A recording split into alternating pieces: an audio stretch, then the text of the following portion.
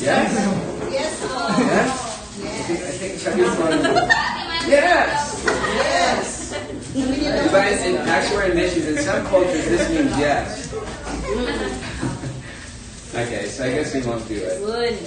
Okay, so anyway, for a couple weeks we've been going through missions. Iba ito natin pangatlong linggo tungkol sa missions. And your missions that we've seen so far is the importance of it, right? Because there are so many different unreached people groups for one thing. About 40% of the world's population doesn't even have access to the good news. And so we saw that it's really important. Tapos nakita natin ang mga prinsipyo sa lumitipan at sa bagong tipan mostly. Principles of missions from Paul's life, right? And then from what Jesus said. So we kind of have that down. Now what we're going to do is we're going to go in today and just look at just some of the different kinds of missions that exist. So you kind of get an idea of it. And I was trying to get pictures of it. Mostly I just have lists, but I want to get pictures. So I have a few, but not as many as I wanted. We had a long meeting, but there's some. And some of you, are experienced with it anyway. So we're going to look at kind of the different types of missions there are, both in terms of ways to do missions, how those ways to step out, how we actually go about doing it, and then how a church can be involved in missions. So the purpose of tonight is to kind of take the stuff now, to go around that, and kind of bring it into modern day now. Because we've been looking at Apostle Paul, right, and what he was doing, and all of that. Now, how does that apply to us? And maybe how can the church be involved in it? And if there's time, we'll have kind of like a thing in groups. You can actually kind of try to design a kind of missions program for reaching a certain place in the world. Okay, something like that. But today na natin ang oras natin. Okay, so let's pray muna and magsisimula. Lord, thanks for yung pagpapala sa bawat isa sa amin and tulong na ibinigay mo sa amin para tumulong sa amin makabot sa huling pag-aabot dito sa DTS about equipped to reach the world. But we know that it's just really kind of a start. It just gives us a taste ng mga bagay na kailangan malaman para mag-outreach. But the application is really the important part, Lord, as we start to take steps in these different areas of doing evangelism and discipleship and in being involved in small group Bible studies and that can help people come to know you and grow in you. To be involved in missions as well, in church planting and in missions as well, Lord. And still we're waiting upon you para sa inyong gabay, para sa church nito in terms of missions. But we really do believe, God, that's part of it. Dahil you called us to be part of the Great Commission. And so, alam namin, Lord, we have some part in this. And so even as we go through and just look at different ways missions is done sa panang ito sa mundo, may you maybe speak to us or touch our hearts or prompt us in some way, Lord, in a way that you might be leading us also, either immediately in the future or sometime later on in the future. But we just want to be in tune with you, Lord, because alam namin ang bawat church is called in a unique way, and so we can't just make a basic standard model for it. We need to really be listening to you. And so we just want to lift this up to you and pray your Holy Spirit to lead us tonight. In Jesus' name. Amen. Okay, so missions, types of missions words today. So, pinag-aralan natin dito kay Pablo, we saw yung first example of missions, right? And his was, very centered on going out and bringing the gospel to new places na wala nang nagbahagi noon and setting up, by God's grace, groups of believers in those places, churches that could be stable and firm, had leadership in them, and could continue to propagate the gospel in those different areas. And so Paul was really focused a lot on multiplication in the places he went, right? He went into big cities, because big cities could reach out to the surrounding provinces like that. He had to become like the people in a lot of ways, diba? To the Jews, he was become like Jews, and the Greeks, like Greeks, and then so he had to do that sort of thing. We saw he always worked in teams. They're only in Athens was he really alone, and it wasn't very mabunga sa Athens, but everywhere he wanted to work in teams. And keeping active connections, a church where they sent him out, and they were praying for him, of course. That was nagbigay ng report when he came back. So we saw a lot of different things tungkol doon. But the main purpose of the mission was, of course, bringing the gospel. And that's always the main purpose of missions. Even though missions may be in different forms, the ultimate goal of it is always the gospel and helping people come to be disciples of Christ, because that is the Great Commission. If the mission is something outside of that, it could be a good work, but it's not really missions. it has to be connected with sharing the gospel and helping people become disciples. And so there's a lot of ways to do it, but that's always where it's aiming for. So we saw that about Paul, what he was doing and how connected it was to the churches. So now in present day, I know there are a lot of creative ways to do it, or a lot of diversified ways. Parang dahil na mabuting balita sa mundo, or gumawa ng mga disciples sa iba-ibang lugar. And God has given us creativity for it, and so that's a great thing. So, I know, maybe He has even another way He wants to use it that hindi natin babanggitin sa gabing ito. But the main thing, again, is however it's done, the purpose is always the same thing. And so we have to always keep those main principles in mind, kahit anong gagawin natin, and not get off of them. Saying, well, we're doing a good work some way. Yeah, well, is it contributing to the gospel or not?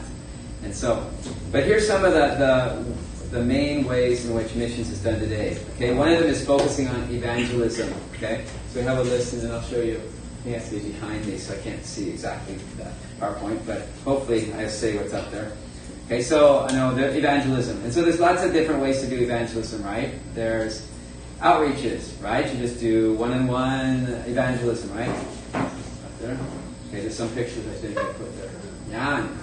Okay, that's one where I have some pictures. So there's the door-to-door evangelism. You can do so. Some teams can be sent out, and yun ang ginagawa nila. Just go door-to-door, and they should share. Okay, I know. Anong comment ninyo? Kung bakit mo hindi? Huh? Yeah, actually, to just mention, when I went on the internet and looked up pictures of missionaries, so many Mormons came up. And it's actually, and then the SDA came up also. It was a little bit embarrassing that most of the pictures about missionaries are Mormons and some SDA. It was hard to find pictures of Christian missionaries, which, I guess in some way is understandable because when they graduate from high school, they always go on missions. The entire youth group or high school group goes on missions for 2 years. I think it's the guys go 2 years. It hasn't changed, and the girls will go for 1 year.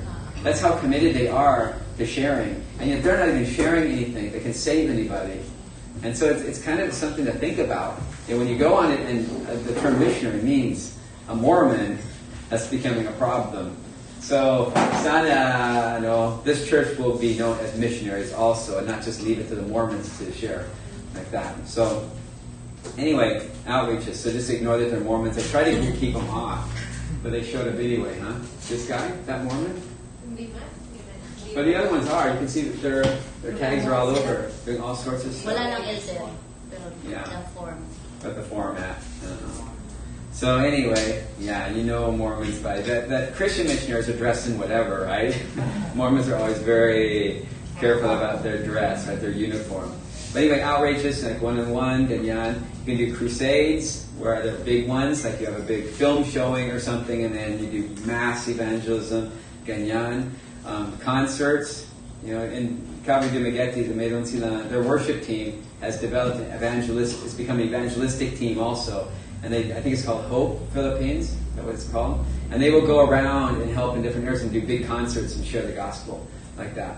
So that's how their church has gone into doing missions, at least local missions, is the worship team isn't just in the church, it goes out and does outreaches like that. There can be sports ministry also. Let's see, keep going. Other ones here. Yeah. Oh, here's one. Doulos. If you're familiar with Doulos, they've been here in the Philippines a lot of different times. Tumulong sila sa San Miguel after Bagyo Remy. They sent a team down, and we helped construct one of the school buildings that were the rooms of the school that had been wiped out by the typhoon. Si Tabo was one of them. I'm still getting him on Facebook. Tabo.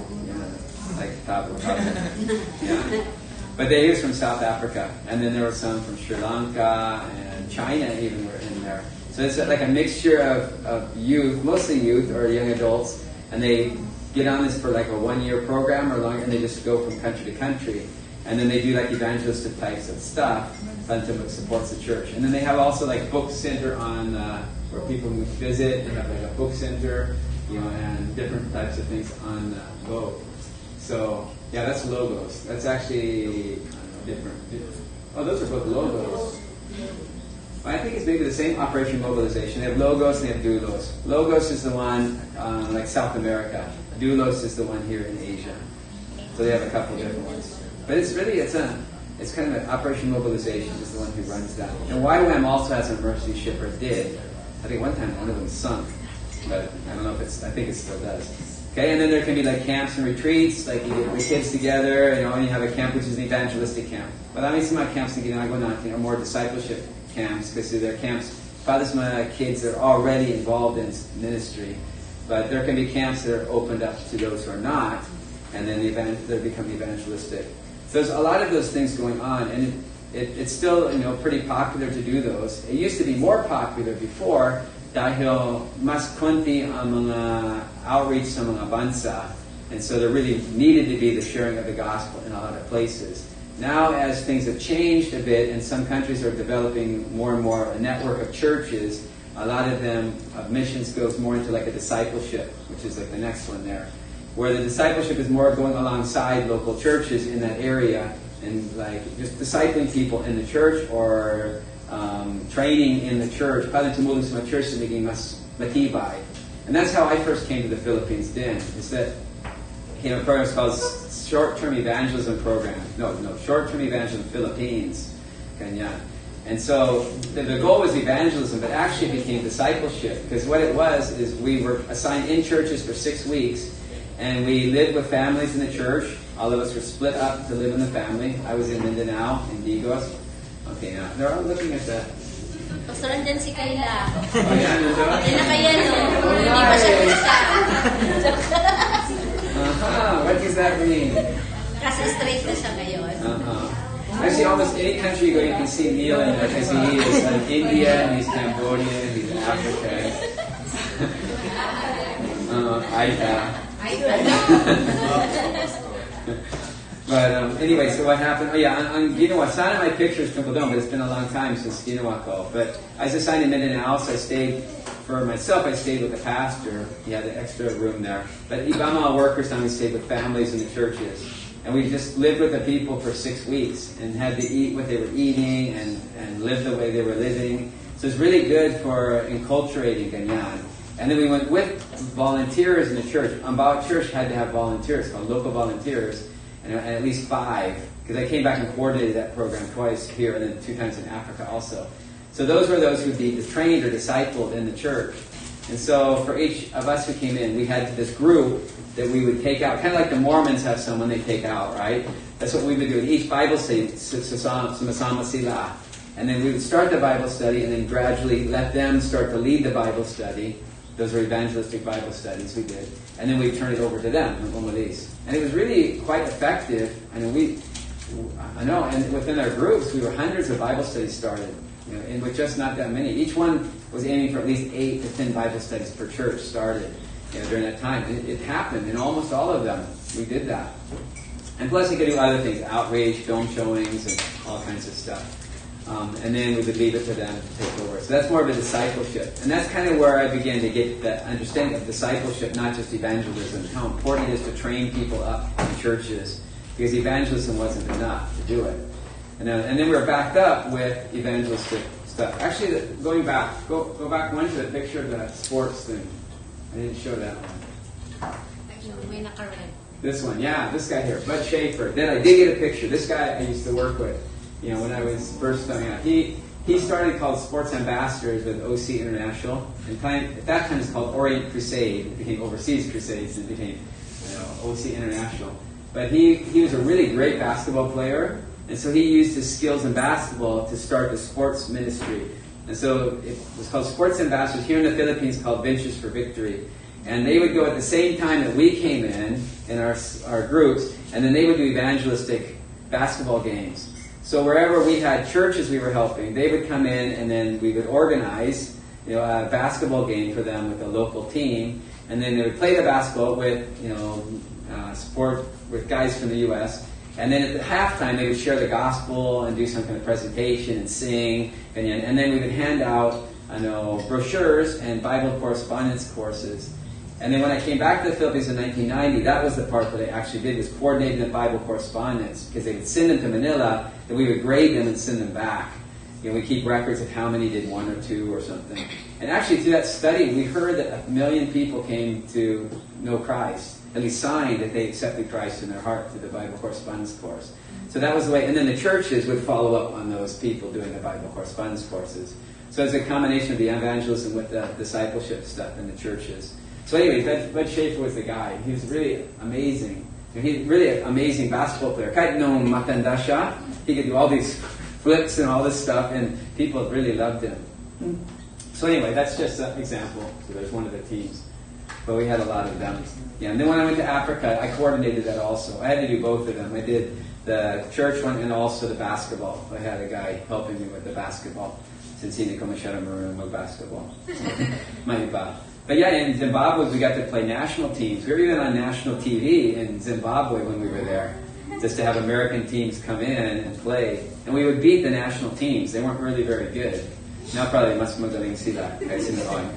But yeah, what I also learned there was the importance of discipleship, because we had so many contacts from there. There's thousands of them. And it was impossible to follow up all the people. Like, I know, yeah, thousands and thousands. It's like, what do you do?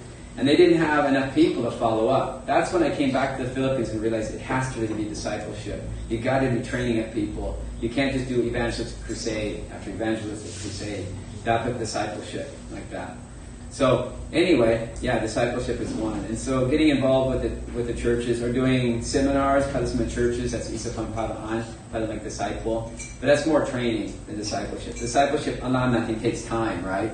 You can't do it really fast. Yeah, and you can give information in a seminar, but you can't really see people transform much in a seminar. It has to be long-term discipleship. That's why I'm really a believer in short-term missions. It's really good to be there for a while, and interact with the people, not just go in and go out. And that's very common now, coming for like a week and then leaving. It helps, but the better thing is being there. And better yet is long-term, where you really have time to work with people and disciple them. Because that's really the need that I see right now in the world. So we're moving more into that discipleship part. Okay, so there's that part. Then the next one would be like biblical training stuff. Those are longer, like Bible schools getting set up, or other types of seminars. There's some that are done IBS workshops that are like ongoing seminars over some weeks or even months. Ganyan. Or other various trainings, like Kairos is an example of that too, which is a more intense kind of training over a week or over months also in missions. So there's that kind of thing also in missions. Now it's moving from evangelism, discipleship to training. And that's really an important aspect too that's needed in it. And another one is, of course, church planting. I just lose my mic. I think the battery's out again. Let me just try. Power blinking. Matakaw to, no? Okay.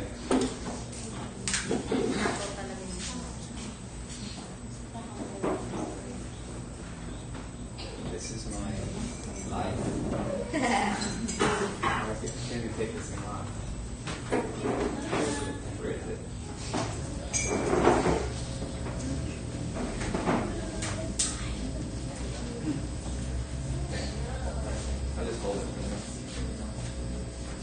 Okay, so yeah, then there's church planting, and that's still really a big need in a lot of places.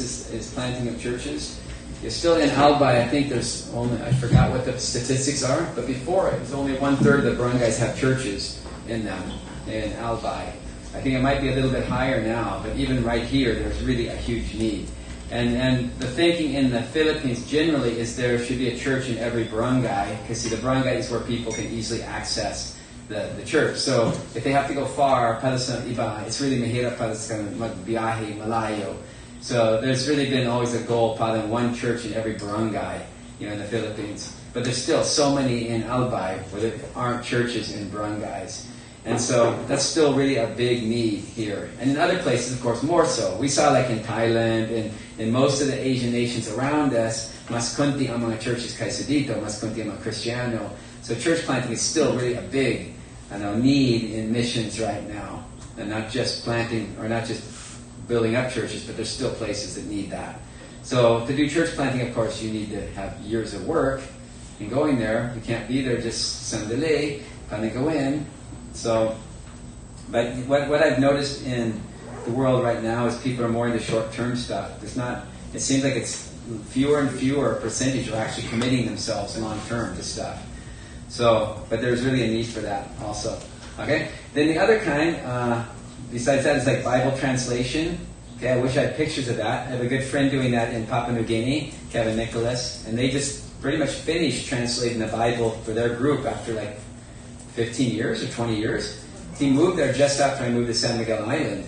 So it's been long now, over 20 years it took them to translate the Bible sa Wika na mga tao doon. So dito sa Pilipinas, it's called SIL, Summer Institute of Linguistics. Their main office is Manila. I think they also have it in Mindanao. But most of the Philippines, it's almost getting covered now. They actually had to reduce the number of missionaries now in the Philippines because of the number most of them are doing and go to other places. But there's still a lot, like in Papua New Guinea and in Indonesia. Parang katulad ng Pilipinas, daming, wika doon.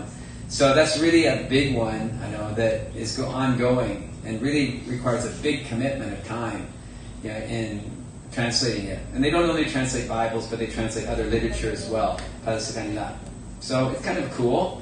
And when, like my friend, I think after this he'll probably retire, but he got in his life, one thing he did during his life was translated the Bible into a language, and leave that. Kind of a neat legacy to leave afterwards, to be able to do that. So those are the ones kind of focused a lot on the gospel-oriented. They're pretty much directly gospel-oriented, right? But there's other types that go on that are not quite so directly gospel-oriented, but can be connected to it. So you have like education and training, and going into places where people really lack education and setting up a school. So I have a friend in India who's doing that. She went and started elementary school, and it's now grown to be a high school. And so it's been for really underprivileged Indian children like that. And not really easy. There's a lot of resistance, she said, because of that, because he's Christian also. But it's been a way to reach the students. So that's been how many years she's been working on that. And then, of course, there's medical work, right? I think I got a picture of that. We've been involved in medical work, right? That's another type of sort of a service or humanitarian-oriented type of mission, going out and doing medical. And, the Philippines is a great place for that because a lot of people are sick, right? And a lot of people not that. Everywhere people are sick. But there's a lot of places they don't have the finances to be able to, get the medical attention they need. And so by doing medical, it's really a good way of showing concern for people and helping them in a really big need. Actually, Nananiko is dental is actually better than medical in some ways because I have the dentist I used to go to in the States. He would regularly go on dental missions. That's what he would give me because I was a missionary. He'd give me free dental work because he has like another mission for him. And so, but he went to South America, and they were able to actually help open up a tribal group there in, I don't remember what the country was he went into, but it was I think around the Amazon somewhere. They had to go in, but because of the dental, they really opened up to them, and it allowed missionaries to continue to go back. And it actually led to a church being planted there. So that was a really good example of a medical or dental mission. It in itself is not evangelistic. I mean, it could be. I mean, while the person's sitting there and his mouth is open, you share the gospel. They can't leave, right? So you could do it that way. Yeah, but it was more just to build relationships, the community, to use the skills they had for it to help the people, and then open up doors for the gospel. It can also be really good in use of backup to existing churches, because it's a way for the churches that are there to show that they care about the community without they themselves having to do it. And so they allow groups to come in, and then the community sees, wow, this group is interested in us. So even though it's not itself evangelistic, it's making a message, right, of doing good works to help people like that. Actually, a lot of times with medical and dental, that seems to be the better way, because sometimes if the evangelism is too closely tied to it, it becomes almost like it's like a string attached to it. We're giving you this, no, you listen to us. It's almost like being a forced thing. And I haven't actually seen a lot of fruit from that in any of the missions we've had. But in terms of connecting with people and showing love for them, it's really good like that.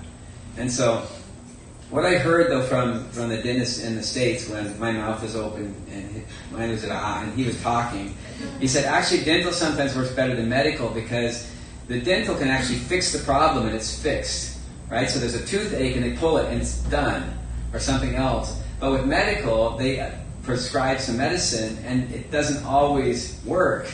They don't always get cured right away, first of all. Sometimes they may not. It may not be the right thing. So it's not quite the same impact on them. It's like, oh, thank you. You solved my problem. It can be, but it may not be. And there's some issues they can't deal with. You know, a lot of the dental, sometimes they can't either. They can't do root canals and stuff on it. But they can do a lot of the pulling teeth, and they can sometimes do fillings also. So they can do the majority of them. But medical, there's a lot of medical things they can't really solve, you know, on that field. So it's not as effective. But it is still helpful for the God. Because more people have other issues than dental problems. Although I remember on the island in San Miguel, they pulled over 100 teeth in one day. It's like they could hardly move their arms. There's so many people with dental problems. But actually one of the problems Dito and Alba, at least at that point, is some of the dentists don't like it because they're losing their clients when missions come in and do it free for everyone. Those people aren't going to go to them. But that's their problem, right? So anyway, that's it. Actually, the dentists that took over in Colorado now, there's 2 of them that took over. They're just young. That they are going into dentistry for that purpose because they want to use it for missions. So it's pretty cool. In fact, the ones I met, just really young couple, they graduated not that long ago, and they said we were right between doing missions, going full-time missionary, or being dentists that we could use in missions. And we decided to go dentistry because it's a gift God's given to us, a talent, and we want to use it for Him.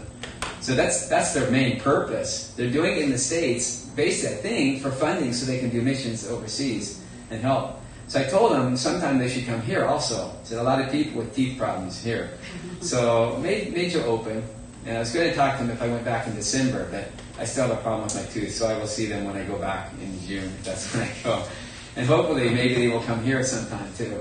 So it's pretty cool to see people using those giftings for that sort of thing. Okay, then another one could be like orphan care or adoption. That's done quite a lot here down in Bacolod. The Ross Marinos have set up an orphanage for quite some time now. And they have 150 kids there they brought in. And now those children before are leading the church. I mean, they have a church, big church now, just from the kids who have grown up and become adults. And some of them are still helping in the orphanage. And then some, I know one guy, he adopted, how many kids did he adopt? 15, I think? Something like that. That's his mission, that family, a couple, to just adopt Filipino kids and raise them. So it's not really an orphanage, but it's kind of like that for him. So yeah, it's like shocked by it. Okay. There's other ones that can be social efforts like building homes, hospital, or orphanages, or whatever. And those happen a lot after like typhoons or calamities that groups will have missions to go and help rebuild. And we did some from the island. We went down to Samar, after Yolanda, a couple. We sent some of our Panday, mga carpenters there, down for a couple weeks to help repair houses down there. And then I also went down with some others as well. So that's another one that can be done. And the doulos that I mentioned to you, they help with the repair on the island as well. And those can be really good too. In themselves, again, they're not directly evangelism, but the showing of kindness is really a good way, a good presentation of the gospel, so that they see that Christians really care for people. And it doesn't matter what the religion is, we're just helping them out. No strings attached. But that impression can help whoever's there in the future to follow up a lot. So, and then of course agricultural projects would be another one. And then other humanitarian work, like the act of providing assistance to people in need. It's refugees, homeless, victims of disasters, wars, famines. Carla Morgan, I think some of you met her when she was here. This is some time ago, right? She was here. Yeah, she's in Iraq right now. And she and her husband have been out there for a long time doing that. I mean, Grabi, they're right in the middle of a lot of stuff. And they went to Ukraine for a while also. Wherever there's war, that's where they want to be. Because that's where the people really need help. But they were setting up a lot of stuff for widows. They're working with one church. Maraming widows kasi dahil sa warfare, marami sa mga lalaki, pinatay na. So there's a lot of widows left over, walang tulong para sa kanila. So they've been helping with that and a lot of other things too. Setting up a house, and they just take people in. And they actually were connected with the U.S. military before, but not as soldiers, but but Eric, her husband's a doctor.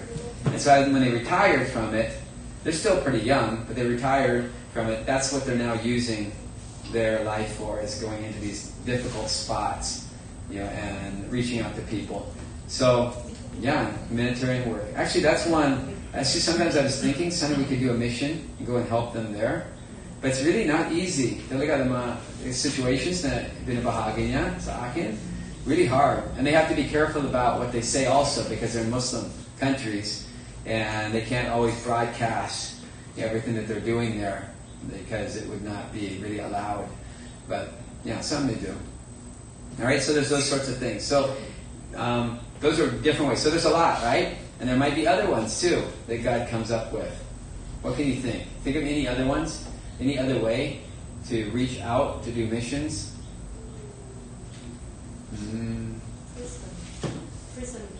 Okay, there's prison ministries. Okay, that would be a direct evangelism type of thing, right? Okay. Some of you look around, but we'll get to this later. You look at who's in the church, and believing God has brought us together. What might happen? We have some people in medical, right? Huh? And Al is sitting there staring. Saying, "Oh, dental is better than medical." I know. She's like, "I don't believe that." Hindi, ano. Mabuhin siya. Yeah, you never know. Maybe God will want to put but it doesn't have to be medical. How about Archie? We have a bunch of Archies, right? Isn't it interesting? We have Archies, we have CEs. What could that mean that we have this group like that? Review center. Huh? Mga review centers. Build CRs? Hindi, mga review centers. Or review centers? Schools. Yeah. We might want to look at it, because just as God says the church is the body of Christ, right? Yeah, and God has put in us, in the church, people of different types, right? We have spiritual giftings and we have talents also. So how does it work together? As we look at it, at the composition of this body, God may lead us to something where, wow, we can be using these gifts and these talents we have. Right up in Kolonkogan, see Cherry, because in the agriculture, yeah, she went up there with a group. Yeah, while she was still working, before she was, jobless. So there she took a group up, and so we were able to start community gardens up there. Yeah, and I think they were going, some of the Christians there who were doing it, they actually gave part of their earnings to pay for the transportation. Para sa amin sa papunta doon. So it's cool how that worked out, even helping the Christians not only get something to eat, but also learning how to. But we didn't ask for it. In fact, we were trying to kind of keep them from doing that, because nakakahiya yon. Because they don't have very much, but they really wanted to help out. So, yeah, agricultural stuff. So you can even look at Cicerelli.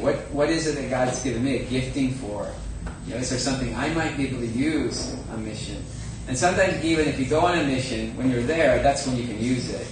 Like when I came first to the Philippines after graduating, I think I mentioned this to you before, because I just graduated from chemical engineering, so it's still really sariwa sa aking isip. I still knew how to do all that stuff.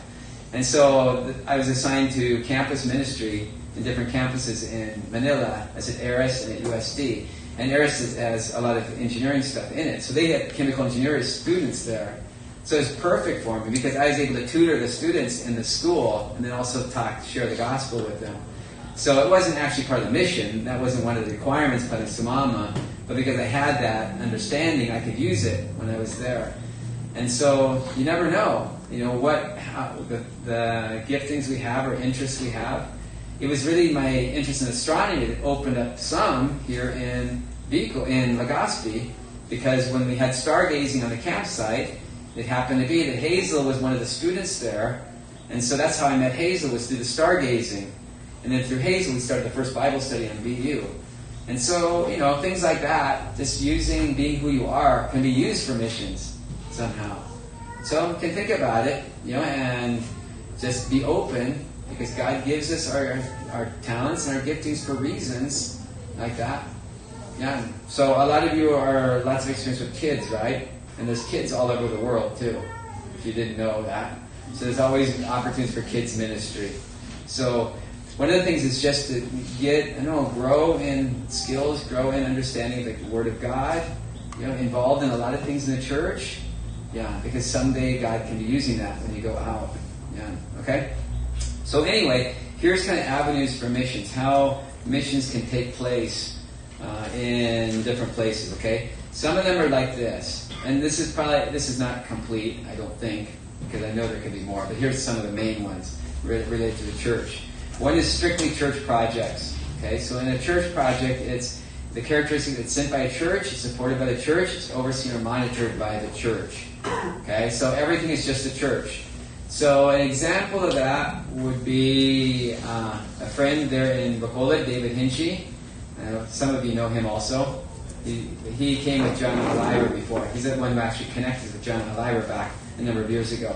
And so he was sent by his church from the States, and he is supported by his church from the States to set up a church in Bacolod. And that's it. And so he's setting up the church in Bacolod. But the church in the States does not finance the church in Bacolod. It only finances him. The church in Bacolod has to finance the church in Bacolod. And so kind of that's a very similar system that we use here. The funds of GNCF do not come from support to me. It has to come from the Love Box, and also I put into the Love Box as well. That doesn't come directly. But that's one where a church. So he goes back and he reports to his church. His church actually has a missions conference every couple years where all their missionaries that they send out come back to the church, and then they share what's going on, and they have speakers, ganyan. That's how that church really operates. You know, they're not like some who support a number of different missionaries out there. All their missionaries that I know of come from that church, and they fully support them. And so they go back. So that's this kind. Now, again, this is just looking, we don't know what God wants to do in this church, but that's just one of the ways it's done. The pros of doing that is it truly involves the church and the project being done, and also enjoys the fruit of it, because they are really in it. That person who went out is from their church. And so what's happening is really their church project. It's like an extension of the church. So nangyayari, okay? And then also the missionary knows the people well in his or her own church. So what he's doing can be announced, or what she is doing can be announced in the church. Everybody knows that person because the godliness of the church beyond. It's just not a picture of somebody out there. And so they're really behind it. And they can be praying for the person. Really good backup. And then they can do visitations and furloughs. It's easy. The visitation on furloughs. Furloughs is the time the missionary goes back to their home, for a while. It's called a furlough because it's not really a vacation. Sometimes people in the field think it's, you're going to take a vacation. It's actually kuminsan busier kaysa sa time on the field kasi dami-dami tao na kailan kausapin, dami-dami presentations, maraming speaking engagements, and then family pa. So it's kind of exhausting at times to do it. But one of the advantages of this is the furlough is easier because everyone's in one spot. See, that's not actually my system. I was sent out by a church, but I was not fully sent out by them. They just sent me out kindly. They sent me and they gave me a bit of support. But the support is scattered all over. So when I go, it's like all over the place. Because the mga tao and involved in ministry are all over. So I can't just go to one place, say everybody, and go back. So it makes furloughs longer, because it has a lot of travel in it. It's nice also. But like when Dave Hinchy goes back, in 2 weeks, he's back here. That's it. He doesn't have to stay very long at all. Just does a report for the church, sees the people, and a gathering, and then comes back. For me, I can't really do that. I have to do a lot of stuff around. So that's one of the advantages I've really seen. The cons of it being just the church there is this. It's limited in the scope of what it can do because it's not part of an organization, and we'll see that later on. Where an organization, if it's on the field, usually has a lot of contacts, a lot of expertise on the field, a lot of support to the person, and so they can do a lot more that way. Like when I came over with that organization, right? I mentioned we had a basketball team that supported us in the church thing, and there were also other ministries going on. So you get a better network if you have an organization on the field, and better help, and also oversight of what's going on. So noong bago ko dito, they gave a lot of training sa amin kung ano dapat gawin sa Pilipinas, kung ano hindi dapat gawin, orientation, dapat ganyan, you want to dapat ganito, parang kasi wala kang alam, and things like that. But if someone comes over like this, they don't always know that. They don't have the support on the field. So kuminsan, they have a very difficult time doing it if it's just a church-based only. And I have a friend, Andy Smith, who's with OMF, and he OMF is the biggest organization, missions organization in the Philippines, so I think in the world, maybe. I'm not sure if it's in the world. In the Philippines, it's got a huge number, an amazing network, and they work with other organizations also. Ganyan. And for him, he doesn't believe it can really be done that someone just comes over and just does something. He says you've got to connect with an organization on the field because of that reason. Now, like with David Hinchy, he can do it because he has a lot of experience, and his wife is Filipina, so he has his coaching right there on what he should and shouldn't do. And he's just made for it. And he just fits in really well. So it works really well para sa kanya. I'm kind of in that situation now because I'm not really in a bigger organization, but because I've lived here so long, already parang Filipino na ako. So it's harder to adjust in the States when I go back and to adjust here. But that's part of it. It's limited in scope and no field oversight or help. Okay, then the other one is a church and a missions agency partnership. That's where the church connects with an agency on the field, and they take the person in. Okay, so the characteristics are, there's a missions board or missions agency exists with bases and staff on various fields and involved with various projects. Churches send their workers to assist in these field projects. The missions agency provides training, oversight, accountability, although the church often has some degree of this as well. So what will happen is there's accountability, of course, but there will be reports na kailangan ng missionary ipadala sa church about what's going on. And they want to know if things are okay, and Comments in the church will send out people also to check on them. So it's kind of a multiple thing.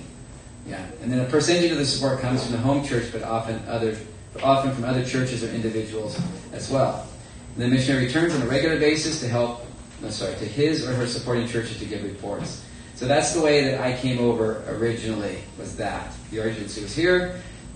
Just like I said, part of the support came from the church, but they were requiring reports from me yearly as to what was happening also. As well as the mission I was in was requiring a lot of reports tungkol sa nangyayari. So now I'm not under that organization. That's that one before, and so I don't have this much there. But that's how it kind of started, like that. Okay, and again, like I said, a percentage of the support came from the church, but it's scattered. So, okay? And then I return, on furloughs to tell them what's going on. Every time I have to share something. Okay, here's the pros. The field work is often more organized and sustainable since there's a long-term presence in the field. A lot of experience, a lot of field contacts, and partnerships as well as senders involved. So, binanggit ko yan kanina, di ba? Okay. That's the difficulty is when you don't have that. That was my difficulty actually, especially when I was new here. I couldn't go back on furlough very long at all. Just really short. Because there wasn't an organization taking care of things. So my furloughs on the islands were long. Sometimes I would take 5 months because I wanted leadership there to really learn to do it. When I moved here, there wasn't any yet. So it was only like a couple weeks sometimes. So people didn't see me very much, the U.S., when I was starting here in Legazpi. They got better because now there's leadership being raised up. But in an organization, they have a lot of people who can cover.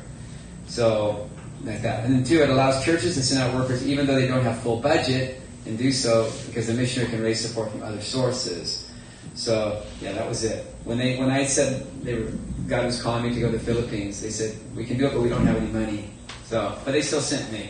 And God provided in other ways from it. They supported me some. Okay. Then the training tends to be better because those with experience in the field can do the training. So I mentioned that earlier. They did a lot of training for us. We go through weeks of different training and different stuff here. And then better accountability and personal support since the missions organization is there to oversee on a regular basis. Yeah. So they understand what missionaries go through, and there's other missionaries there who can be like helping them out and encouraging them. Kung nahihirapan sila, say, I understand what you're going through. And so it really helps a lot. So that was really actually a big one for me, pumunta sa Africa also, because Africa was different. But again, there's a group, and so they took care of me, and I stayed with one of the missionary families there, and they fed me and all that stuff. And I learned a lot from that. Actually, that's one of the big things is going with them, is you learn from experienced people. And one of the guys I stayed with for a while in Swaziland was from the Philippines. He wasn't from the Philippines. He was a missionary here, and he got transferred to Africa the same time I did. And Grabe, I learned so much just listening to him as a seasoned missionary and all of his experiences It's like, man, it was really discipleship how this came. So I wasn't just thrown on the field alone to figure out how to, share the gospel with, my itim doon, my natives with spears. It wasn't quite like that. But there were people with me. And I still remember so many things they said to me during that about just stuff about how you do missions and how you do ministry. And these were really, they were a long time in it. So that's one of the really good things about working with an organization is there. And not just going and trying to start from scratch on your own. But the cons is it disconnects a missionary to some degree from his or her home church, since the organization holds more authority in his work. Yeah, because now they have two. They got the organization they're with, and they got their home church. And the church hasn't fully supported them. So what happens kind of for many is the organization becomes kind of their home family now. Their church is just there, supporting them. And so you don't have the same connection that you have as if the person is sent out by the church. And so that can be a sort of a downer on it a bit. But also less flexible for the missionary, since he or she has to follow specific organizational guidelines that they may or may not, they may or may not like, I think it's meant to say. Yeah, because it's more structured. And that's the thing I saw is sometimes really a detriment or a difficulty in working with an organization on the field. Because when you go on the field, they already have their system, and you can't really move much with it. And I remember when I came over, I and some others that got to know it, we had a vision for starting a Philippines missions program for them. But the head was not really in favor of it. He didn't see that as a major priority. And it was hard. We had to really prove it could work. And they weren't supportive. And so by God's grace, we did. And it really worked great. And they adopted the program. They adopted the program after that and continued it going, when they really saw it could work. But man, you had to really go through daming red tape, daming approvals for stuff. Whereas if you don't have it, God's leading you, just do it. Just go. And so that's one of the things that I've seen after not being involved in that organization. There's more freedom to just let the Holy Spirit lead like that and do it out of the ordinary types of ways. Like if I was in a mission organization, I doubt they would have let me go to San Miguel like I did, alone like that. But, free of that, I just go, right? Wherever God says to do it, go. Yeah, and the way of support also, they were the one I was in before, very much into support raising, very strong on it. But for me, I don't really believe in doing that. God really spoke to me not to do that, just to trust Him. So we had kind of I didn't really go so well with that kind of thing. But when you're free of it, you have more flexibility. Another one is more expensive, since missions organizations usually charge substantial administrative costs than the missionaries to fund their home office. Some 16% of the support of missionaries goes to the mission, not to the missionary. See, like for me, coming over, 0. There's no administrative costs at all. It's all done by volunteers there in the States for me. My newsletters, everything's volunteer. So everything goes into the mission. Okay? Then some missions organizations take on an identity in themselves rather than allowing the church to be the identity. Churches simply become donors. That's kind of what I mentioned earlier. So it's no longer the church is the main thing. It's that organization that becomes like the church to them, like that. And it's not, and it's okay in a way, but it's not really a church. And so it doesn't function on church rules. It doesn't have elders and deacons. It functions on organizational principles, which is okay for organizations, but it's not if that becomes the church now. And so the church is secondary to that. That can be the problem with it. Okay? But, it's just a thing in government. Okay? They're doing a lot of good stuff. Okay, then there's church-to-church partnerships. Okay? Can we stay awake for all this? Okay, church-to-church partnerships. Says this type of partnership is more like the church to missions agency, except it's the church that they go to, not to an agency. It's a church. So there gets to be a relationship between a church in the sending field and a church on the field. And they just send workers over to assist that church. Like that. So basically, it's continuing to just, be church work overseas, but they're not starting it. Somebody else started it, a local church, and they just go in to help. Okay, and so what happens there is the sending church is responsible to take care of the work and getting the person to the field, since the receiving church does not have a home office. in the sending company, or which to facilitate or assist with this. The receiving church takes care of the missionary when he or she is on the field, as a missions organization would do. Support can come from either the sending church or receiving church, or both, depending on the capabilities of each. Okay, another example of that. Is all that stuff written up there? Yeah. Example is also David Hinchy. Before he came to the Philippines, he went to Japan because there was a church in Japan, and just offered his services for 3 months or something. And so they just put him to work.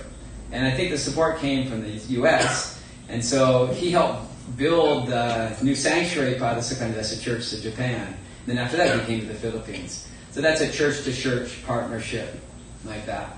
Okay, so agreements tend to be less formal, though there are procedures and plans agreed on by sending and receiving churches. So they say, come over and help us, we need someone in worship. If Pastor Lito's son, Azer, same thing, also Japan. He was sent to Japan to assist the church in their worship ministry. So it's really also pretty flexible and not too formal. It's just helping a church that needs workers. The one in Thailand I went to before also, they also have that. Churches, in fact, it's kind of amazing. Sunday we could also do this because their worship leaders were going to take a vacation during Christmas. So just put out a thing. Any of you want to send a worship team over, 2 worship leaders during Christmas? You can just send them over here. And so they just have people come over for a few weeks, cover for them, and they go back. It's not like ganyan, no? We should try that sometime. If they'll send a worship team over for a couple weeks, and the worship team here can just take a rest, when they come. But that's how some of them work like that. It's really a lot of relationship churches. Okay, the pros are, it's generally easier to coordinate since the transfer is not so difficult. It's generally cheaper. Often the church in the field can supply free housing, and the missionary just needs money for food and transport. That's unlike a missions agency that requires high levels of administrative support on both sides. It's generally more flexible. Missionaries can take charges and make changes depending on situation and experience and the leading of the Lord. The ministry given also is more flexible and promotes partnership between churches and doesn't pull the missionary out of church-focused fellowship and support group as missions agencies can do, like I mentioned, Kanina. So they remain focused on church stuff in that. Okay. Cons, the oversight and training may not be as substantial as missions organizations that are really set up for it. It can much depend on the pastor of the church, being helped and his availability to oversee. In some cases, the receiving church does not have expertise to know how to care for them very well. Okay. Also, lack of fellowship is another one. If they just come over to volunteer, is all that written up there? I don't want to just read it if it's there. But anyway, the church comes in another culture, the incoming ministry, if there isn't anyone else there, but it's purely another culture. Like the pastors from that culture, everybody working is that culture, and someone comes in, there can be a lot of difficulty in cultural adjustment kasi walang ibang tao sa kanilang culture. There can be misunderstandings that happen. Whereas an organization, mission organization, hindi mangyayari yun because there's training for them. But you can't it's harder for the local church to train the missionary kung hindi nila intindihan ang culture. And so that can be a problem sometimes. So there can be that kind of disconnect. Okay? So anyway, but because of the preceding cons, misunderstandings can develop now. Okay, so that's one of the church-to-church ones that can be a problem. Okay, here's another type that can happen. It's tent-making. Okay, tent-making ministries are where the missionary goes in the field to work. Okay, but he uses the work as an opportunity to do the gospel missions work. Okay, so sometimes he can take a job in the country. Sometimes he can go and start a business, and then from the business branch out, and from that, or a business he's already in the States or wherever, from the Philippines, and then go there and start it there. And so the business becomes the avenue to get in and to start sharing the gospel, something like that. Okay, so here's. Yeah, this guy here, engineer, right? That is a Filipino engineer in Saudi, I think, if I got it right. And I just put it because some here are engineers, okay? And so that can also be a way, as an engineer goes to another country and uses that as a means for ministry, something like that, right? And so it's another way to do it. Okay, now that missionary can be sent by the church, or maybe not. And the missionary may or may not be sent by the church. It may connect with the church in the country where he or she is going. Okay, and then the gospel work can be done by the job either puts them in a country from which they can do ministry, or the work is the ministry itself, because they get employees and then they share the gospel with the employees. Something like that. That can be another way to do it. Or it can be a combination of both. Now, I know tent maker ministry is a tricky one because it's tricky in a lot of ways. First of all, it's based on Scripture because Paul was a tent maker, right? And so that's why it has the term tent making. It means using your profession in ministry. But actually, if we look in Scripture, that was not Paul's method, really, to reach out. That's what he did because he didn't have support, and while he's waiting for people to show up in Corinth, right?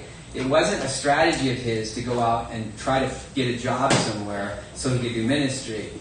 Okay, and so it's not so solidly based biblically like that. But it did happen, right? There were times, it really did help because he didn't have the support from outside, so he did the tent making. And like Aquila and Priscilla came to know Christ through it, and they became huge helps in the ministry through doing it. But because it's tricky, you have to be kind of careful with it. So I have listed some pros and cons, and I have experience actually doing it, and also know some people who have done it. Some that have gone well, and some that have not gone very well at all. So here's the pros of it. The pros is the cost is paid by the work itself, and so relieves pressure to trust in outside support. So any kind of support raising, because you've got the job there already. Okay. It also allows contacts and relationships to be built with people in natural ways, because you're just working with them. So that opens up opportunities for the gospel. It allows the big one, this is the big reason why it's done, is because it opens doors to inter-countries that missionaries can't get into very well. But they can get in jobs, but they can't get in as missionaries. And so they go in under the title of being employed, but actually their goal is to do ministry there. That's a major one that's used for a lot in China. Teaching English as a second language, that's one of it. And some in the Middle East countries also. And then it can also be an example to others to work hard. That's what Paul did. He set an example, working and not depending on other people. So that's one of the pros for that. Okay. Here's the cons of it, though. It's going to be time consuming and leave very little time for actually doing ministry. Thus, it can be very slow in producing fruit. And that was the main thing why I didn't do it. Because people were telling me to do it. Because, I graduated, some were suggesting I do it. Because I graduated in chemical engineering. I graduated with high grades. And there were opportunities to use that to go to another country. But this was the one that when I read it, a lot of those who do it don't have very much time for ministry. They discover when they go, they're just doing the job. And that's most of their time. 90+% of their time is simply the job and very little for ministry. I thought, I don't want to have that. If I go over, I want to be putting all my time into ministry. So that was the one that swayed me to go directly in traditional kinds of missions. Also, if one's contacts in tent making ministry don't show interest, they have very few options to reach out to others. So they're in a job, they're reaching out to their fellow employees, walang tumatanggi kay Kristo. Now what do? They can't go to another place. They're stuck there. Whereas one who goes traditional, if a community doesn't open up, you go to another community. There's more flexibility, so a tent maker can get stuck. And another one is not all tent making are profitable. Some can go over with a hope that they can start a business and it will work, but it doesn't work. And what happens is it drains a lot of funds. And if I can remember all these different examples, that's one. I know some people who had that happen to them, and it wasn't a good result. Then some tent making actually requires outside funds and requires support raising, which is kind of the same thing. It's not profitable. And often can disconnect the ministry from a home church, since it does not quite require the involvement of the home church as much. And I knew that already, but I also read that's one of the problems, is that they aren't under an accountability or anything with any, because they're just working, right? So they're like going out on their own, and that's the feeling. Now, if the church sends them specifically for that, and they're really behind them, it becomes really good. But if it's just a job, and they go out, the feeling can be, I'm just on my own, there's no more ganyan, there's not that connection anymore with the church, and that there's no more accountability. So that can be also a problem with it. So here's the ones I've seen that have been good and have not been good. First of all, the time I got to do this, when I went to Russia, I went as tent maker to Russia to teach English after the Iron Curtain fell. So I got a job in a language school in Russia for almost 5 months, and it worked great because within the language school it was open. There were no restrictions, in Russia at that time. So I didn't have to be secretive about it. So I just used the Bible in teaching English. So the Bible teaching, and I could do whatever I wanted in this school. They didn't have a curriculum. I got this set up. I was able to use the Bible, and we'd go through the Bible lessons, and I would share. And a number came to know Christ in that, and it was so good. They wanted to continue the Bible studies in their homes, so we began Bible studies in their homes, rotating around like that. So it really worked great with that one. And it didn't cost me anything, because I got a salary by doing it, from the Russian government. I got rubles, And so it was really cool. And besides that, it wasn't a full-time job. And so outside the job, I got involved with the church there. So I was able to do stuff there as well. And so it was really win for me. It's just too cold. That's the only problem, because I did it in the winter time. Next time I do it in the summer. Yeah. But that was one that worked really, really well. Another one that worked really, really well that I know was when I was in Africa, and I was in Swaziland. There was a couple that came down, the Enderbys, and he was working with a rural development bank. So it was just a job for him.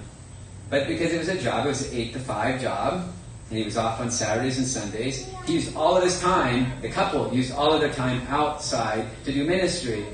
And so they were the ones who worked with me to start a high school group in Swaziland, and then we led camps for the youth in Swaziland. It opened up a school in Swaziland, and they were the main ones involved with the school, and it wasn't really a mission. They were just there by having a job.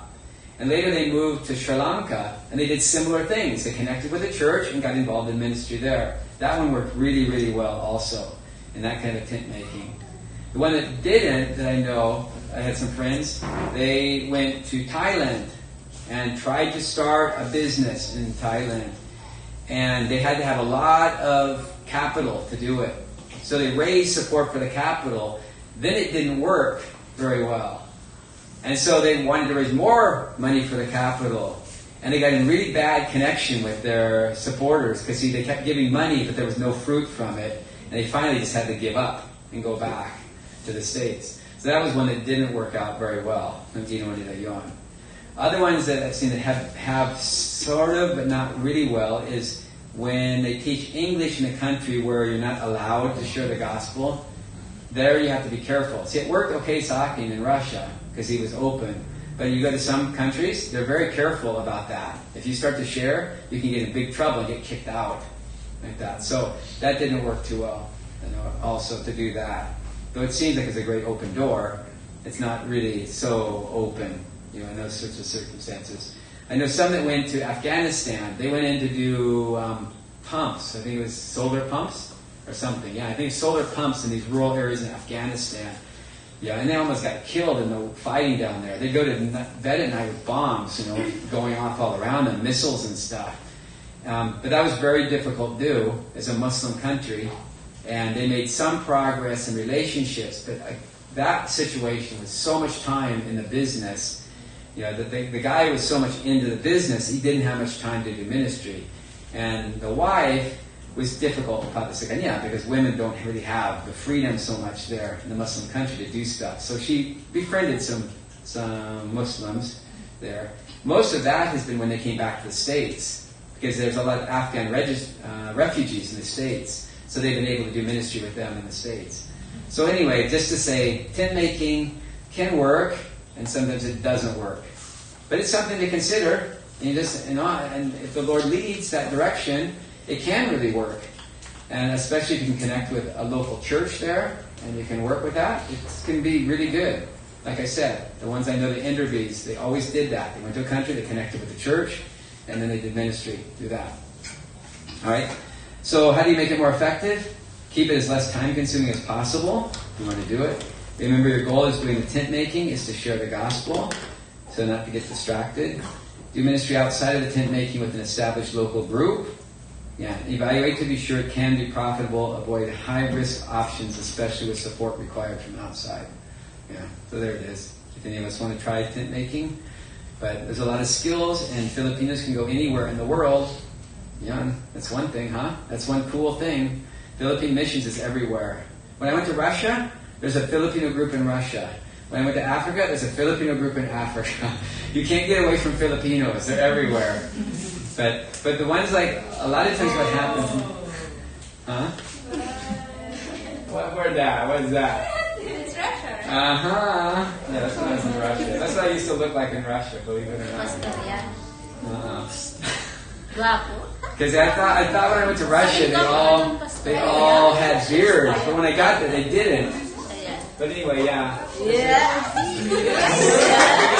Pastor!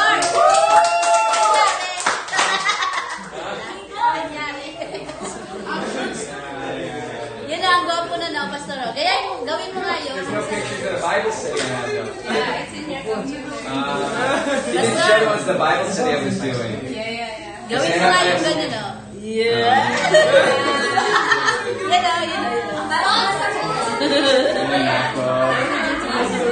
That wasn't supposed to be in there. But yeah, Russia was a challenge that I got. But it was good because he was very open to the gospel in Panahayon. And I remember, sharing, because I had a translator with my Bible with my English students.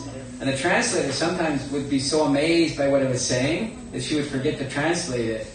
And so I'd be saying, God did this, and he answered this prayer, and when I did this, and God did this, he goes, really?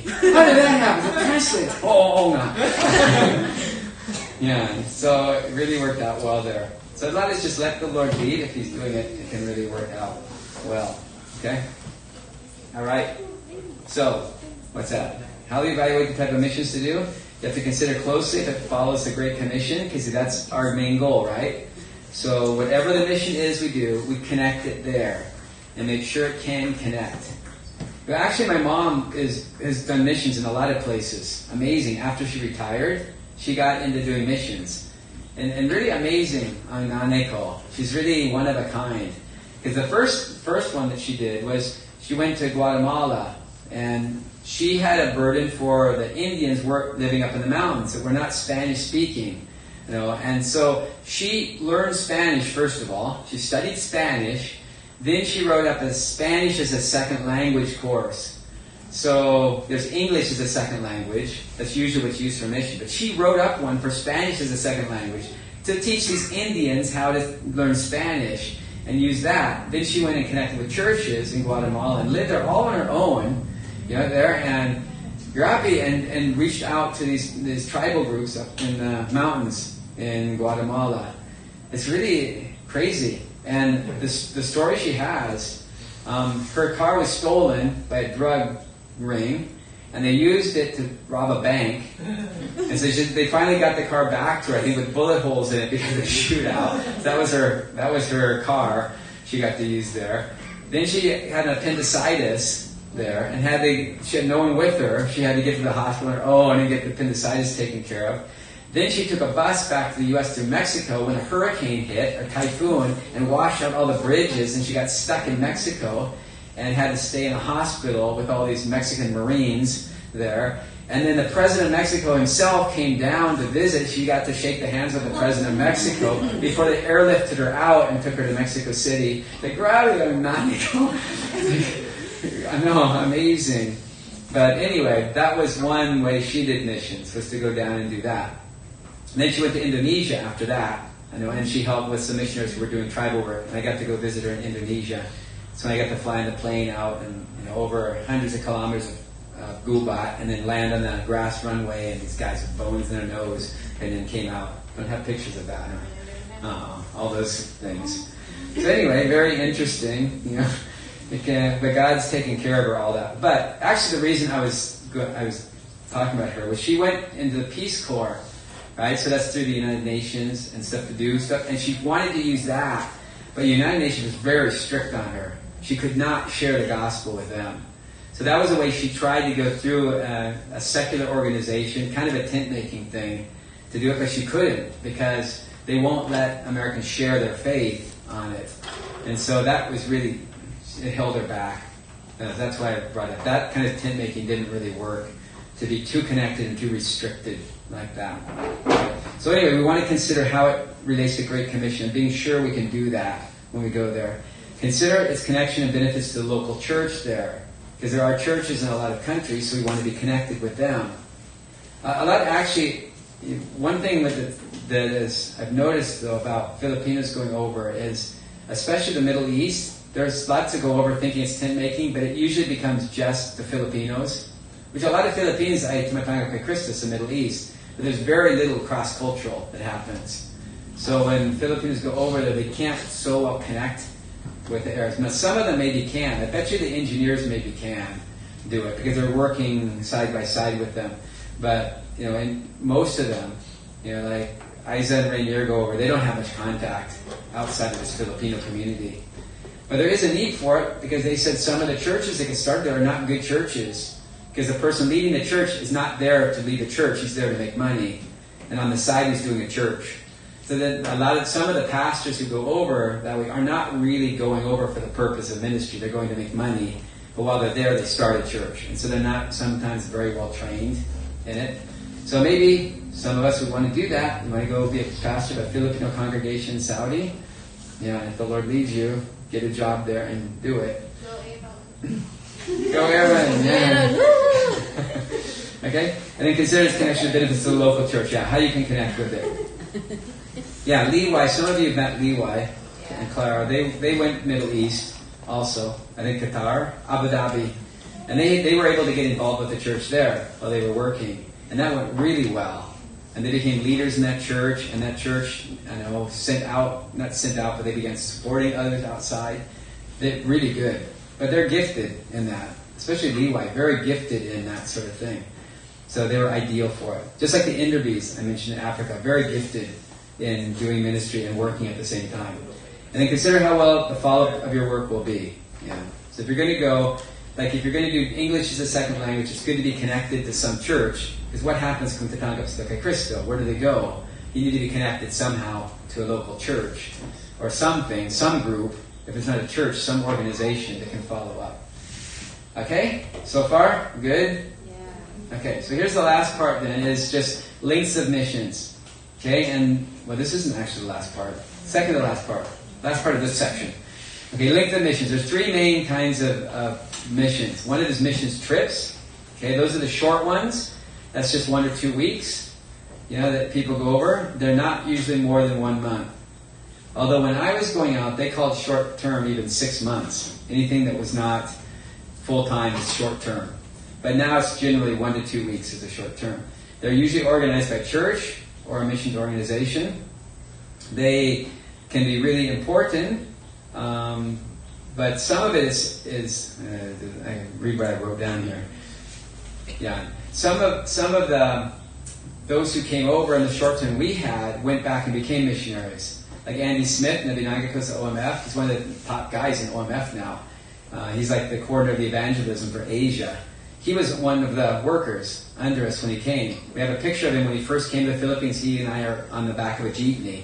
And that was the thing that inspired him to come back to the Philippines and go full time. And there's other ones too, like that. So that's one of the blessings of missions trips, is those who come over get inspired sometimes. Or at least they understand missions. So I have some who came over and helped me before, and they've continued to keep in touch with me. Some have supported, over the years, because they know what it's like. And so we got connected that way. Okay, so really helpful for personal spiritual growth. Okay? And then I went... What's this? Oh, this is from, I guess, copied that. Okay. All right, so that's one of them. The second one is missions projects. That's one that can be longer, and they're usually longer-term commitments, ranging from 3 months to a couple years. So it's not full-time, but it's for a while, it's full-time. And they're usually focused on a specific project, or like a building of a school, or a church, or medical facilities.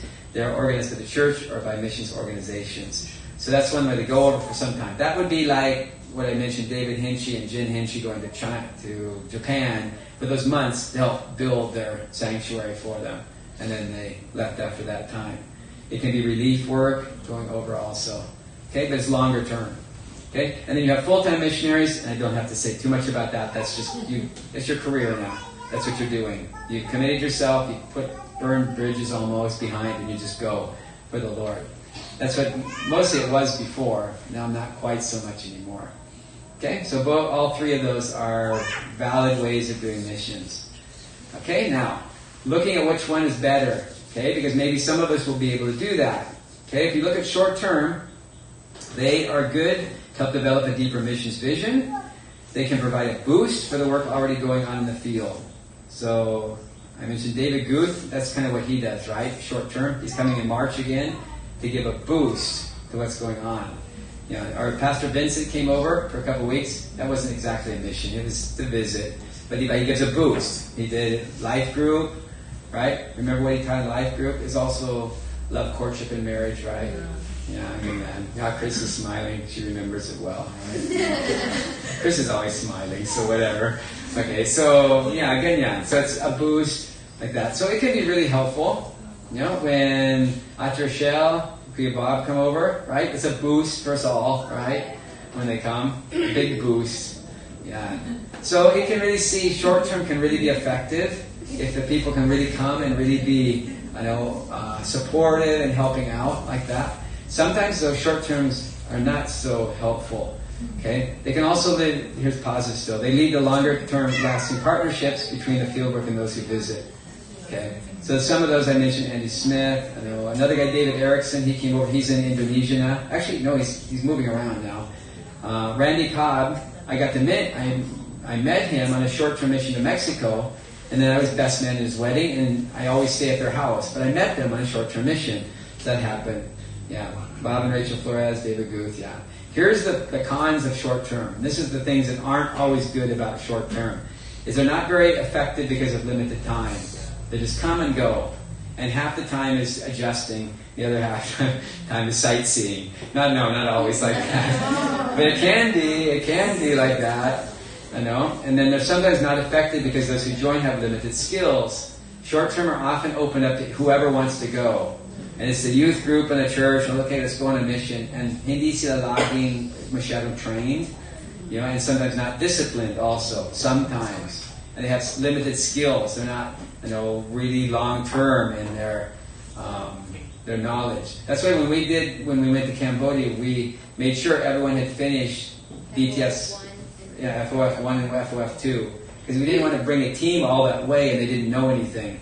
So they were required to finish both of those before they went. And it was good, diba? They did, because it was so much ministry. And I remember Henry one time was saying, what happened to Henry? It's late at night. And he's like gone. But he's out there still talking with some of the guys, diba? You're teaching them something about how to read the Bible. Ano ginagawa mo doon? Or you're just drinking? No. Well, I forgot what you were doing. You were doing something. Sumabay po kami sa English tutoring po nila. Oh, okay. So, yeah, we went into school. So it was really good that those went had some knowledge to pass on to the people. But sometimes with short term, it's not like that. They go and they don't really know too much like that. Not always effective because they are pre-planned. Oh, I don't even like to say that word. Pre-planned agenda that doesn't fit with the field work and requires work to just to meet their needs. Yeah. What that means, based on experience. Actually, this is so much of one that when I was in Thailand, Pastor Lita was there, and there was John Kubik was from Calvary Chapel, Costa Mesa. We were having lunch together, and he started asking us, what can we learn about, what can you tell us about groups that come over and their effectiveness? Man, both of us. And that was the point that came out. And he said, whoa. And so he also experienced it. So what I mean by that is the group comes over with a pre-plan what they want to do. They have some kind of ministry they want to do. But it's not accurate for the place they're going. But they still want to do it because that's the thing. And so what happens, no dumating sila sa field, the church or organization has to adjust to them to do what they want to do, even though it's not really what they need. And so other ministries get put aside sometimes that are fruitful so you can kind of do what they want to do. And so a lot of time goes into it, and then afterwards, wala masyadong bunga, because it wasn't the right kind of ministry to do. That can happen sometimes. Meanwhile, other ministries that were fruitful have to be stopped para to accommodate. So they are basically just taken care of, when they come over to do. So they go back feeling like they did something, but actually very little fruit from what's happened. And I've experienced that a number of different times through the years. In fact, some groups don't want short-term missionaries to come because of that. It's like, oh no, they come, it's just going to be another headache for us. It's good for them, and it's good for them to get experience, but it doesn't help us. Yeah, and then sometimes they verse 4.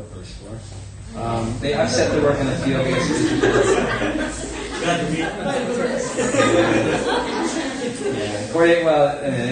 They upset the work in the field since visitors require time and attention from field workers, right? They need to have special food, so you can't just cook a meal, you got to cook a second meal. They have to stay in the place, so you got to haul them there and take them back, and so many things, which is understandable, diba? We're not angry at them for that. We understand it, but it does take time. Yeah, so that can sometimes happen. Understandable, of course, right? They're not used to the water and all those things. Experience, Tapos right? hindi ka makagawa ng gagawin mo. Yeah, you have to talk with them, and then they're jet lagged, so you're teaching, they're asleep, so it's a lot of work for that. And some do not coordinate well or make provisions for an existing group in the field to be able to do follow-up. That's another one, that they'll come in, they'll do something, and they expect the group to take care of it. But the group, they're already busy sa maraming bagay. Wala silang just daming oras para mag-follow-up. So that's actually a major problem na nakita ko sa Zimbabwe nung pumunta ko doon. In fact, when I first got there, the pastor we helped, the main pastor, said, these groups coming in, talaga, they just had a group come, they have daming contacts, and they expect us to follow all of those contacts up. Tapos alis sila. Says, there's no way. They kind of go in yon. But the group goes back saying, wow, amazing mission, 500 people, tumanggap kay Cristo. Yeah, but what happens to 500 pagkatapos? No follow-up. Kasi they weren't in a position to do it. And so sometimes that will really happen, that they don't understand the needs for the follow-up and how difficult it can be, and that the people on the field are not just sitting around with no one to follow up. There's already a lot of ministry going on. So that can happen. We've seen that happen also. Okay?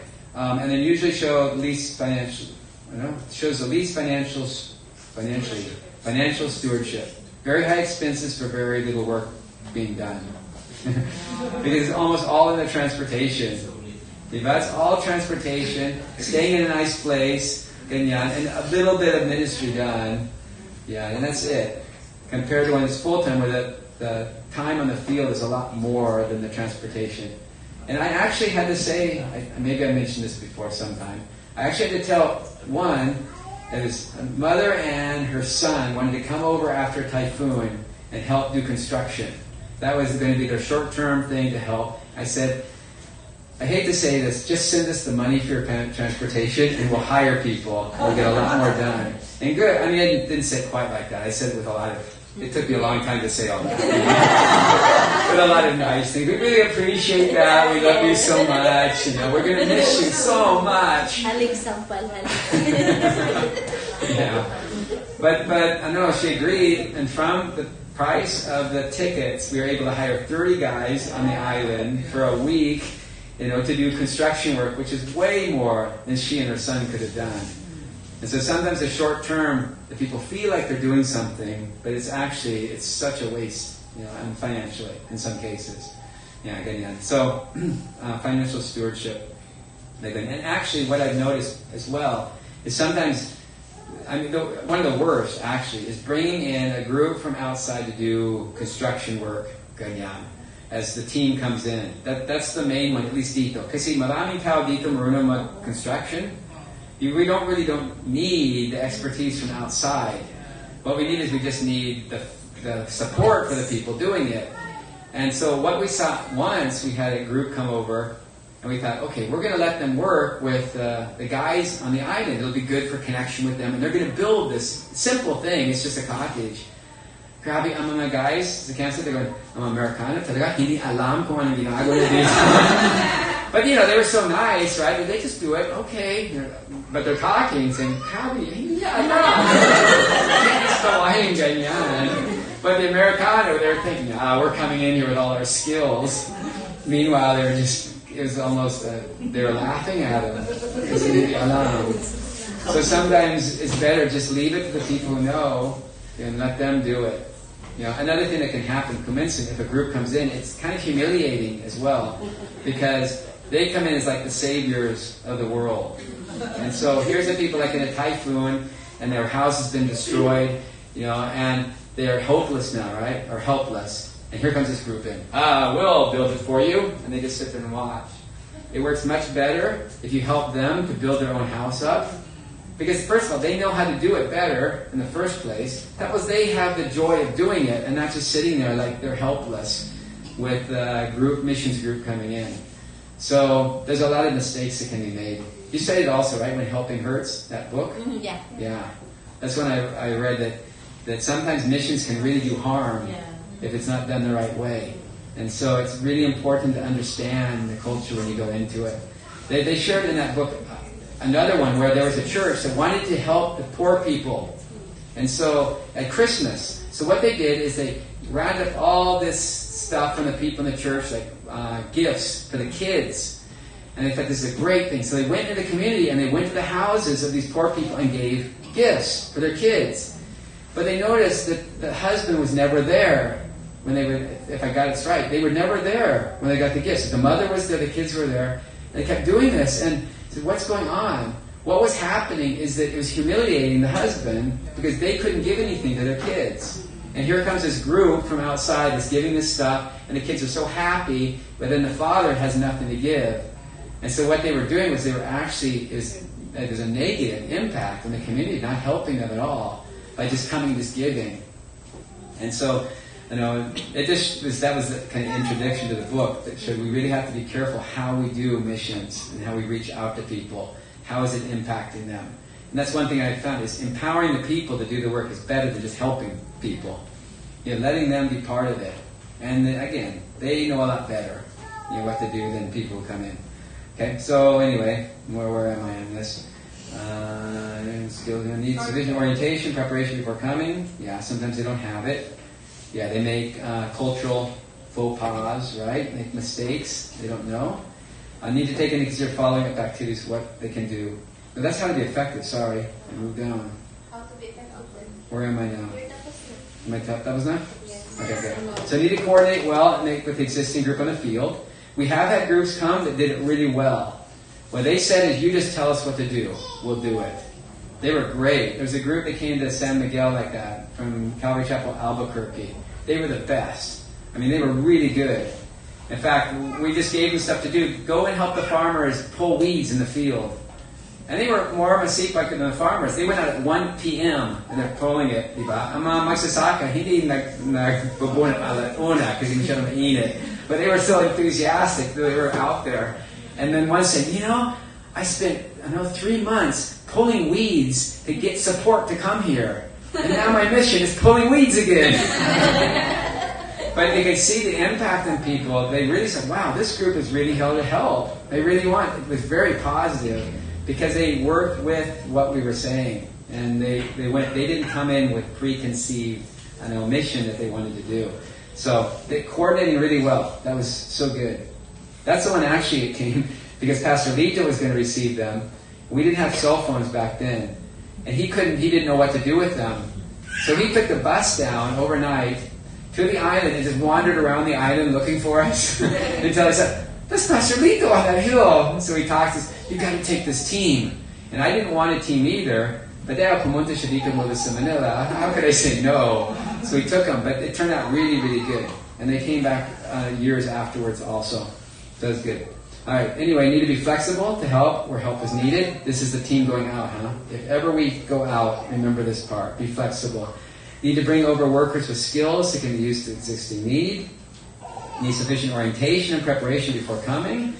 Need to take into consideration how follow activities will happen, what they do, and provide necessary resources for that. Okay? Okay, we'll go through the rest of this pretty quick, huh? Okay, that's for short term. And so hopefully we'll have some short terms some point. if you're into it. But better than short-term is mission projects. They're often more effective than short-term because length of the time is longer.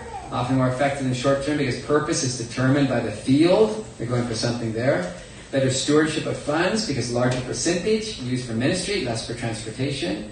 More time for relationships to be built and nurtured. Significant work can be accomplished. Same benefits as short-term in terms of growth of work or connection to organization in the field, but more significant. Yeah, and so those are some of the good points of doing it. Okay? Huh? Yeah, I'm just thinking there's something else to say in that. Maybe I will. The one when I came to the Philippines the first time, I worked in Manila because I stayed 6 months in Manila. And because it was long, the relationships really got established. And actually one of the people that was leading in the church I had was Carlos Navasteros. And I got to know him really well. And when I came back, I worked with him again with the Master Resources, the organization I was with. And he was the one who actually gave me advice for starting ministry here in Legazpi. And I just met him when I was in Manila this last time also, because of stuff with the land on Santico. And so it all started from that one church I helped out. But I was there for a long period of time, so I got to know him really well. And the relationship lasted until now. So just an example how longer term helps a lot more. The cons are they're more costly, of course, because you've got to cover for months at a time.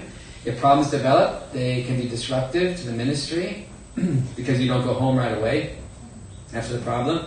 Requires more oversight from the field, which may or may not be available. And expectations may not be met, which makes a longer stay rather difficult. So, yeah, with a short term, they're really well planned out. Okay, 2 weeks, done. But with 6 months, it can be, this is not what I was expecting. And then anong gagawin, because it's stuck there now. So it can lead to that kind of problem. So how to be effective? Prior relationship between receiving group and sending church, good understanding, communication. Workers sent are well screened. Workers come in teams, can sometimes help for mutual support. That's really, really important, actually, if you're working with somebody. Yeah, I can just remember when I was here, I had someone working with Roger Huizinga, I guess was his name. His surname, I kind of forgot, Huizinga. But man, we talk all the time. It's like it's really hard if you don't have someone. Expectations clearly spelled out by group receiving them, as well as policies for various situations, okay? Long term, here's the pros for it. This is hopefully what we'll all do. No, joke on. Pros, much more effective than either short-term or mission projects because time spent there. With time, better understand the language and culture. Longer, more significant projects can be completed. Allows a base from which others can be discipled in a field. Allows a way for churches in one's home country to be involved in missions because they're connected that way over long term. Allows a base from which others can visit on missions trips or missions projects. So it can actually help nurture more missions from the sending country because you're there. You can receive people. Yeah. Cons, the missionary comes with unclear expectations or preparations. It can lead to difficulties in the field. Culture shock will be greater with longer term. Culture shock? Yeah, you're shocked. Exactly. That's how it... Sometimes it's not like that. Sometimes it's like... Sometimes it's like... No, it means when you get into another culture and you're overwhelmed by it too much, it's like it shocks you. You just... Different results. Kuminsin, it can be anger at everything. That can be one of the results. You just get angry. Why is it like this? That's one. And I think we shared about this before, didn't we? Yeah. Yeah. Where kicking frogs is one sign of culture shock. Or it can be just closing down, getting really depressed. I have dreams, lots of dreams of these monsters chasing me and stuff. Lots of things like that. It's being overwhelmed. At first, we saw that all the time. Workers that came over for the short term, for the 6 weeks. First 2 weeks we call it National Geographic stage. It's all just pictures. It's all great. The next week it's like I want to go home stage. It's like I can't handle this. And the last 2 weeks was learning to cope with it, and say, okay, I'm going to trust God. So often we just waited for the third week, and everybody's, I don't know what to do. I miss Mama. Getting in guy. That's always happened like the third week. The first 2 weeks is like, oh, this is so great. Yeah. So anyway, culture shock can really set in, and culture fatigue is another one. Culture fatigue is with a long period of time where it's just like, I can't handle this anymore. I mean, I've been eating the same thing for the same, and I'm not used to it. I want pizza. No, whatever. No, that's here. But it can be something like that. So those who go long-term have to be ready for that. They really have to have the right mindset. I've seen some come over that didn't have that, and it destroyed them. When they were afraid of what they were going to eat, they were afraid of things, always fearful, it destroyed them. But the best is coming over saying, I want to experience everything. Give me balut. That's one test of a good missionary from the States, that they'll eat balut. If they will eat balut, they're good. If they don't want it, they're not going to last. How about kayo? Kung kumakain kayo ng balut, bakit ibang Pilipino hindi kumakain? Yeah, but that's what I've noticed, because if they're willing to do it, that means they really want to get into the culture. But if they don't, if they're holding back, it's really not, it shows that they're afraid. And they might have other problems in the future. Anyway, that's my balut test on it. Okay, so how to make it effective? Wait. Not yet. Okay, support needed is much higher for shorter term, of course. Often includes support for administration, advice, donations. Okay, how to make it more effective? Organization church should be relatively well established. Organization church should have clear policies, philosophy for workers agrees to. Ministry description of incoming missionary needs to be best clear. Incoming missionary should be well prepared and connect to home church. Okay. All right, last part. This is really the last part. How does a church get involved in missions? And I'll try to go through it quick because our time's almost up. It's pretty short. Okay, first, foundation stage. Okay, this is kung gusto natin ang church nito maging involved in missions. There's the foundation stage. That's where where the church is strengthened to the point where they're really able to send out workers. I think we talked about that before in Acts, right? Where it began the church in Acts, and they were built up and they were filling Jerusalem with their teaching. And they didn't go out until Acts 8. That's when the persecution came and they went out. Some will say it's because they weren't obedient to the Great Commission. God kicked them out by persecution, which I don't really agree with that, because if you're looking at the Bible, with the correct perspective, there is nothing in 1 to 8 that shows the church is disobedient. There's nothing that is negative about the church at all. It was just the way they were growing. And they weren't yet at that point. That God had to build them to a point where they could go out. Now the persecution God used to send them out, but I don't believe it was a punishment from God for them not going. But it's sometimes taught like that. And so some believe that, but I don't so much. But what I do see is the church needs to be built to a certain point that they can start sending. So that means that the church is itself stable enough, they can send people out and their own ministries can be affected. Like that, like you send out someone and then studies in the church fall because there's nobody to cover. It should be at the point where people are being discipled within the church, and so someone can go and someone takes their place, something like that. And those who are going out have been long enough in ministry that they know how to do it, that they are spiritually mature, they're emotionally mature. They've been seasoned before they go out too much, or before they go out, instead of sending people who are too young. So I really do believe there's a period of time where the church just has to be built up and be really, really strong. Plus, you have prayer warriors behind when they go out. There's financial support that can support them. Too early, and it's really difficult. You don't have a good support behind it, and the person's not ready, it can fail. So God has His perfect timing for it. So right now, we're in that situation. Before I went out, the thing that I mentioned also that God did in my life is He just had me get involved in every ministry I could in the church. So I did Sunday school, I was in worship ministry, prayer team, the older adults, everything, because it was my training in the church. And so I believe that's what the church should do. The church allows people to be trained, get a lot of experience, and with time they learn how to do it. So kung lalabas, they don't need a lot more training. They already got it in the church. So that's the part of giving them time. Okay, that's the foundation stage. I don't know how much is up there. Is that good? Okay, it's there, yeah. The ability to support them on the field, the ability to give help, oversight, accountability structure to the missionary. And yeah. Then you have the vision building stage, where the church leadership offers ways for those in the church to be exposed to world missions needs.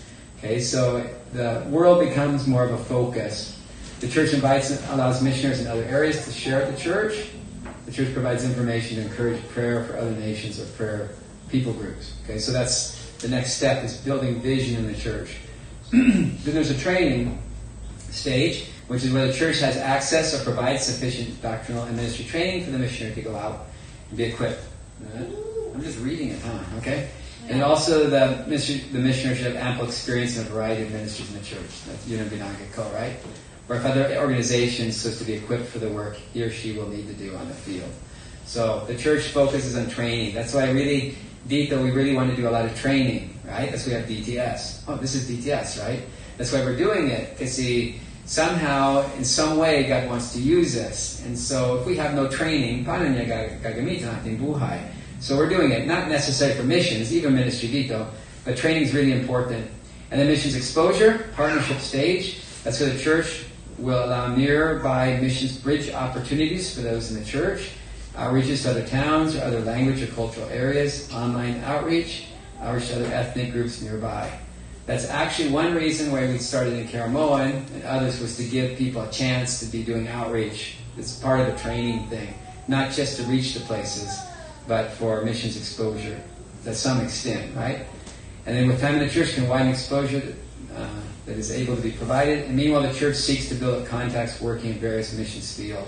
That's actually isang dahilan ko bakit pumunta sa Thailand last year, was to make contacts with different people there.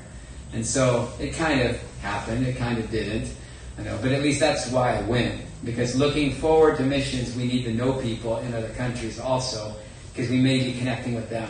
We still have a connection with Sitan Lee in Cambodia, and that's, I think, still an open door. Parang bumalik doon. Actually, we have a little bit of money left over from that mission trip still. We haven't used to go back. So maybe we'll get to do that. And then sending out missionaries. Someone in the church senses a call from God for missions. The Lord opens up an opportunity for the church to send missionaries.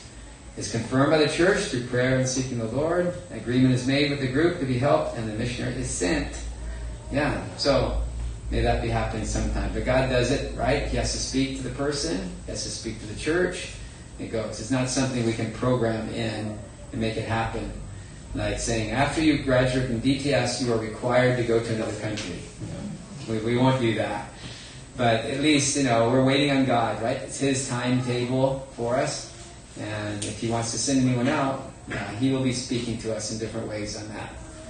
So that's it. And it's already time. We're going to break up into groups and develop our own strategy for going to another country. Or maybe that will be real life. We'll design a strategy for going somewhere in the future. Okay? Was that better or worse than a quiz? A lot of information, huh? Okay. So anyway, thanks for listening to me for like an hour and 45 minutes. That was kind of long, huh? But you pretty much stayed awake. But that's it for missions. And so we'll just see kung anong gusto ng Diyos na gawin, because ultimately, I really believe He wants to do that somehow. Yes, but we'll see how He does it. It will be maybe very unique in His methods here in this church. We don't know the timetable for it, but be open. Let's be praying, what the Lord might want to do in our lives there. Okay, so let's pray.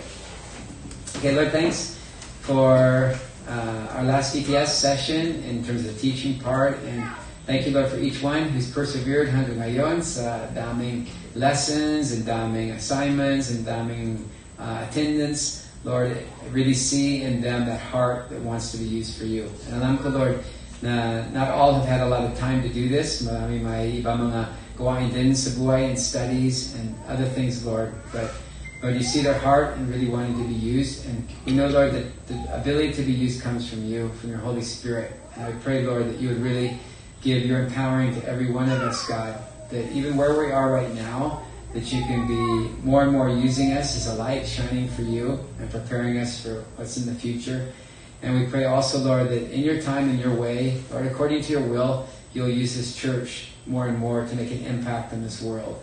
Lord, if it was just to be here in Legazpi, that's okay with us, if that's your will. If you want us to go further than that, in Kamalig and Kinawitan and in Kamalig, Kinawitan and Malinaw and Karamoan, and that's as far as you want us to go, that's also okay, Lord. If you want us to go further than that, we pray you would put that on our hearts and open the doors, Lord, confirm it in different ways so we can take that step with a confidence that you're behind us in that. But in whatever it is, Lord, we just want to be obedient to you, allow you to do what you want to do in our lives and in our church. So, thank you, Lord. All this we pray in Jesus' name. Amen. Okay. That's it. So, here's the last thing. Y'all want a final exam?